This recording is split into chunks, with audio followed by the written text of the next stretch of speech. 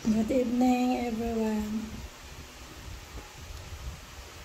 May share ako, mga friends.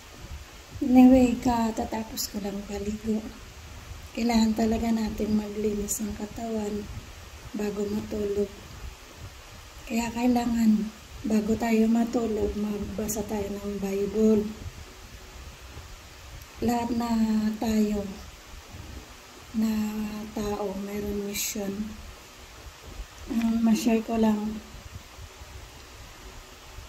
Catholic ka man o anong religion mo, hindi masama na kahit saan ka mag-church, basta si God natanggap mo sa puso.